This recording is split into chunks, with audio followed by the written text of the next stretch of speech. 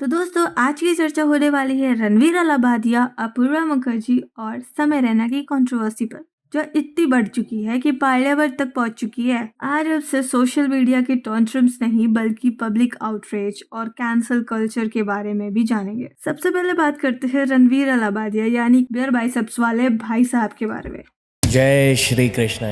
इनका एक हाइपोथेटिकल सवाल जो लेट नाइट शो में पूछा गया काफी अनसेटलिंग लगा लोगों को। You rather watch your parents have every day for the rest of your life, or would you join in once and stop it forever? मतलब क्या भाई, ये जो डार्क और डिस्कस्टिंग वेस्टर्न ह्यूमर है ना, वो इंडिया में डाइजेस्ट नहीं होता, उसको वेस्टर्न में ही रहने दो। और होना भी नहीं चाहिए क्योंकि हर जगह एक ही कल्चर सेंसिटिविटी नहीं होती है। उसके बाद रणवीर ने एक और क्वेश्चनेबल रिमार्क दिया, 2 crore in cash, you'd suck my dick. ये शो 3 महीने पहले शूट हुआ, लेकिन जैसे इसको रिसेंटली एयर किया गया लोगों का स्ट्रॉन्ग रिएक्शन था। रणवीर ने बाद में माफी भी मांग ली और ये एक्सेप्ट भी किया कि गलती मेरी है। लेकिन भाई सोशल मीडिया आजकल सिर्फ अपॉलॉजी से सेटिस्फाई नहीं होता, पीपल वांट ब्लड। तो क्या ये जोक इलीगल था?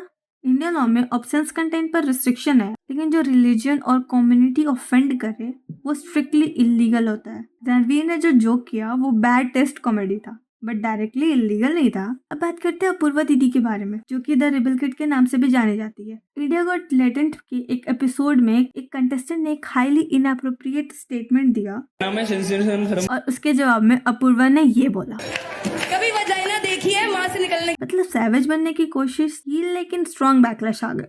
अब देखो, जब ऑडियंस को एक स्टेटमेंट ऑफेंसिव लगा तो लॉजिकली रिस्पॉन्स भी ऑफेंसिव ही लगेगा। रिजल्ट एफआईआर हो गई, पुलिस ने अपूर्वा दीदी को स्टेटमेंट देने के लिए बुला लिया और पब्लिक आउटरीच इतना बढ़ गया कि उनको डेथ थ्रेट्स भी मिलने लगे। But here's the real question, गलत तो अपूर्वा ने किया, पर जो लोग उसके साथ कर रहे हैं क्या वो सही है? आपको क्या लगता है? Late me know in the comment section. बात सिर्फ अपूर्वा और रणवीर की नहीं है, समय रैना की शो की भी है, जिसने बाउंड्रीज धीरे धीरे पुश करना शुरू किया है। Initially people loved it, but अब लोगों को अनकंफर्टेबल फील हो रहा है। तो क्या कॉमेडी में कोई लाइंस होनी चाहिए? हाँ भाई होनी चाहिए, पर क्या जोक पर जेल भेजना सॉल्यूशन है? अब आते हैं सबसे डिस्टर्बिंग पॉइंट पे। आउटरीच के नाम पे जो लोग कर रहे हैं क्या वो जस्टिफाइड है? किसी पार्टी में, किसी शो में या कहीं भी अगर मेरी मुलाकात इस व्यक्ति से सीधा हो गई ना, तो इसको ना तो इसकी सिक्योरिटी बचा पाएगी और ना कोई दुनिया की ताकत। रणवीर की माँ की क्लिनिक में लोग घुस रहे हैं पेशेंट बनके, अपूर्वा को मारने की धमकी मिल रही है, समय रैना के पास्ट गेस्ट को समन किया जा रहा है, पार्लियामेंट में ये डिस्कशन चल रहा है। ये कैंसिल कल्चर का अपग्रेडेड वर्जन है, जिसमें लोग सिर्फ गलतियां नहीं सुधारना चाहते बल्कि सामने वाले की करियर, फैमिली, मेंटल हेल्थ सब डिस्ट्रॉय करना चाहते हैं। देखो, आउटरीच का एक साइकोलॉजिकल रीजन है।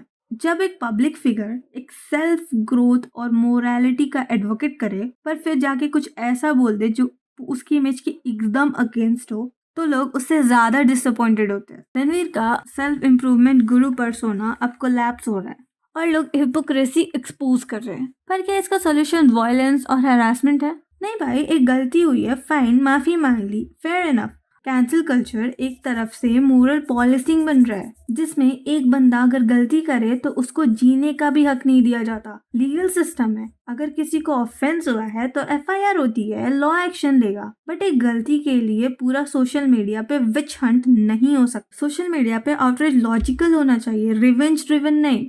I'm concluding my video here. आपको क्या लगता है, क्या ये बैकलैश जस्टिफाइड है या overreaction? Let me know in the comment. और अगर आपको पसंद आया हो तो please like, share and subscribe. Till then bye bye.